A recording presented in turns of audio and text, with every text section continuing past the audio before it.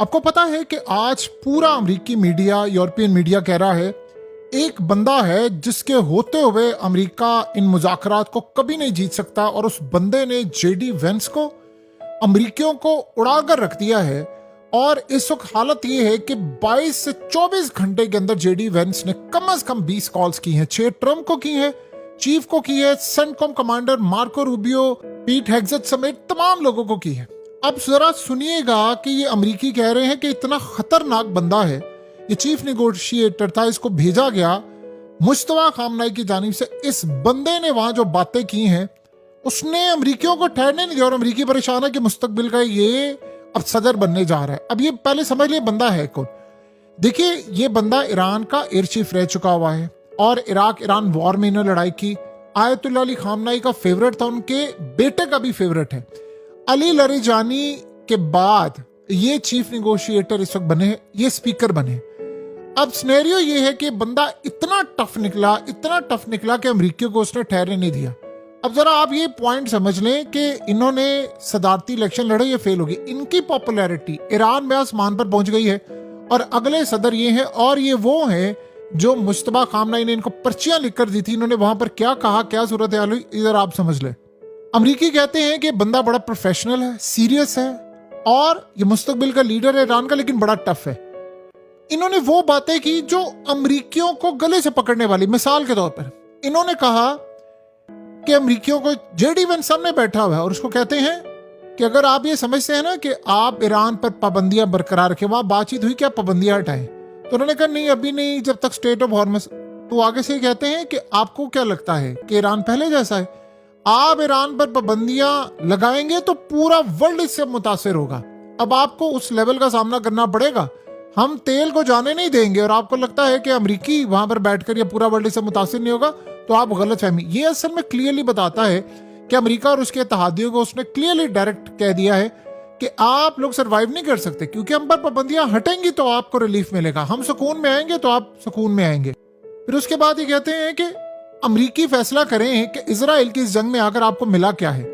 आपने जो तबाही सही, आपके अड्डे तबाह हो गए हैं, आपने इतना रिस्क लिया है, पूरी दुनिया में आपकी रेपुटेशन खराब होगी, तेल की कीमतें ऊपर चली गई, तो आप हमें कह रहे हैं कसूरवार, आप इजराइल की जंग में आकर पार्टिसिपेट करें, और आप बताएं आपको मिला क्या है।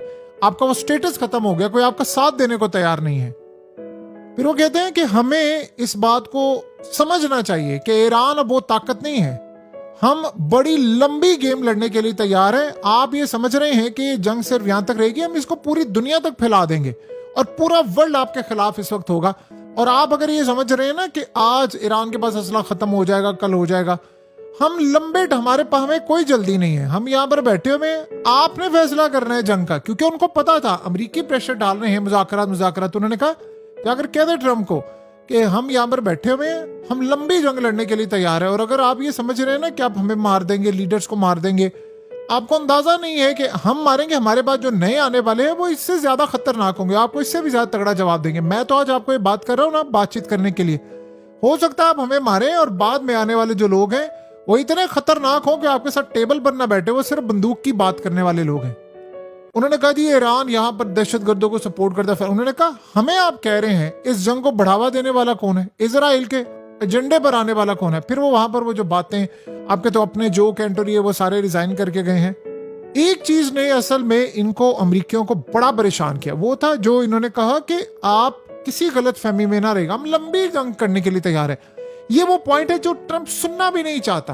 आपको पता है ट्रंप को सबसे ज्यादा नफरत इस बात से, वो चाहता 4-5 दिन में लड़ाई खत्म। जब उन्होंने ये कहा ना कि हम लंबी जंग के लिए तैयार है, लंबी रेस का ये घोड़ा है, आप किसी गलत फहमी में ना रहेगा, हम यहाँ पर इसलिए नहीं आए कि आप हमें धमकाते फिरें, हम यहाँ पर इसलिए आए हैं कि इसका कोई हल निकल सके। अगर आप ये समझते हैं कि ईरान, ये स्टेट ऑफ हॉर्मस और ये तमाम, ये हमारा इलाका है, जैसे आप पनामा कैनाल से लेकर अमेरिका, स्विस कैनाल ये सारे करते हैं, तो हमें राइट क्यों नहीं है? ये हमारा, आपका थोड़ी, हमने आपको आज तक जाने दिया तेल, तो ये आप अपनी खुशकिस्मती समझिए। आप इस रीजन के अंदर फसाद बर्पा कर रहे हैं, अमेरिका फसाद बर्पा कर रहा है, और हमारे मिसाइल अब अमेरिका रोक नहीं पाएगा। सो लिहाजा आप अगर किसी गलत साइड पे इस वक्त खड़े हैं तो आपको फौरी तौर पर ठीक हो जाना चाहिए। आपको ये अंदाजा हो जाना चाहिए कि इन पाबंदियों ने हमें ताकतवर किया है। आप जितनी हम पर पाबंदियां लगाते गए, देखिए हम ताकतवर होते गए। तो बेहतर ये है कि आप इन पाबंदियों को हटाएं और हटाने के बाद तेल आजाद आना जाए ताकि तेल की कीमतें नीचे आए। हम पैसे वसूल कर लेंगे, जिन कंपनियों ने लेकर जाना है वो पे करने को तैयार है, तो आपको मसला क्या है। किसी गलत फहमी में आपने अभी तक जो कैलकुलेशन की है वो बड़ी खतरनाक कैलकुलेशन थी हमारे बारे में। तो अब आप फैसला कर लें कि आपकी फाइनल पोजीशन क्या है। हम बैलेंस चाहते हैं, लेकिन ये ना हो कि आप ये समझ रहे हैं कि हम प्रेशर में आ जाएंगे और फलाना कर लेंगे। ये नहीं हो सकता। आपको पता है कि इस तरह की बहुत ज्यादा चीजें हैं जो अभी तक रिपोर्ट नहीं हो पाई। बहुत सारी चीजें तो रिपोर्ट नहीं है, जो रिपोर्ट हुआ है उसमें अमरीकी हैरान रह गए हैं इस बात को जानकर कि उन्होंने जो स्टांस लिया है वो इतना टफ कैसे हो सकता है। देखिए, अफगानिस्तान में जब अफगान तालिबान आते तो उनका सिनेरियो डिफरेंट था। इनका सिनेरियो क्यों डिफरेंट है? इन लोगों ने पकड़ा हुआ है अमेरिका को गले से। मिसाल के तौर पर अफगानिस्तान, उनको पता था कि यार हम 10 15 20 साल लंबी जंग है, वो अंदर ही अंदर ले। यहां मसला क्या है? आज आप लड़ाई कर लें, सुबह अमेरिका के शिप तबाह होना शुरू हो जाएंगे। आज आप आ जाए, आप देखिए सुबह इनके साथ क्या होगा।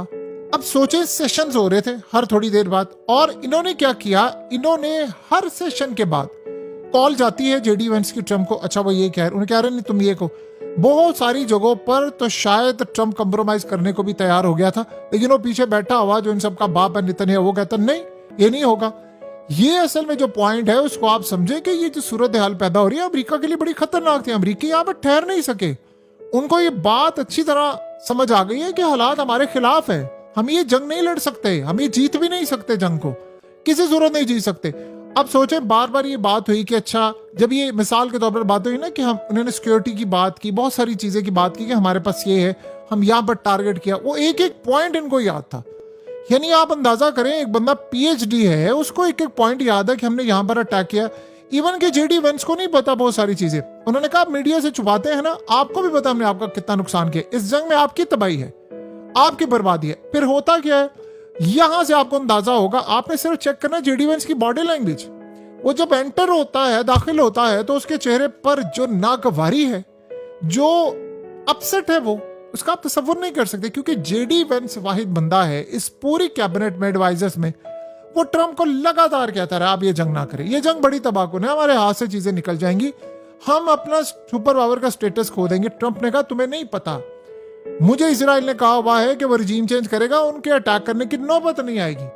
तो आप ये सोचे कि जेडी वेंस की फिर जब बात हुई नेतन्याहू से, तो वो चीखा उस पर, ये तुम लोग क्या कर रहे हो, ये हालात कहां तक पहुंच गए हैं। और अभी भी वो प्रेशराइज कर रहा है। और नेतन्याहू आप देखें, वो जब बातचीत हो रही थी तो वो कॉल्स आ रही हैं इसको, नेतन्याहू को, कि जी वो अमेरिका पाकिस्तान में ये बातचीत हो रही है, ये ईरानियों से बातचीत हो रही है। वो आगे उसको कन्वे करते हैं, वो इसको करते हैं, वो फिर आगे इजराइल उधर बातचीत करता है, उधर से जेडी वेंस को। और अभी तक ये कंफर्म नहीं हो सका कि क्या नेतन्याहू ने जेडी वेंस को कॉल की थी या नहीं की थी, यानी डायरेक्ट वो जब पाकिस्तान में था। यानी आप अंदाजा कर ले वो कितना शदीद उनको गुस्सा है इस बात का।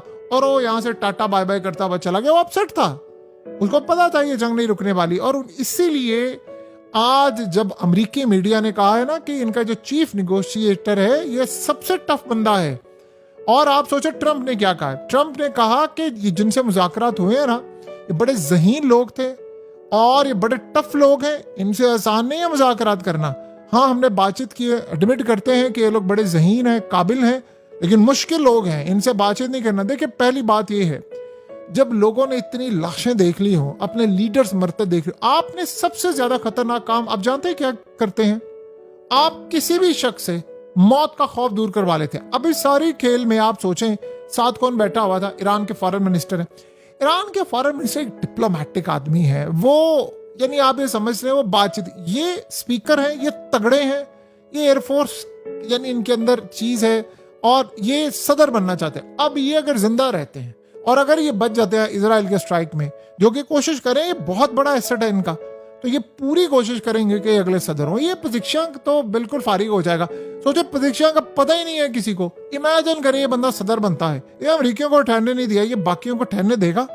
तो अमेरिका के लिए और इसराइल के लिए खटक रहा है ये बंदा कि ये बंदा इतना टफ, खतरनाक कैसे हुआ है, क्या मामला हुआ है। तो इस सारी सूरत हाल में आने वाले वक्त में आपको पता चलेगा कि चीजें कितनी ज्यादा खतरनाक हैं और क्या मामलात हो रहे हैं जो अमेरिका हैंडल ही नहीं कर पा रहा। और अमेरिका के हैंडल ना करने का मतलब है कि गेम इज ओवर।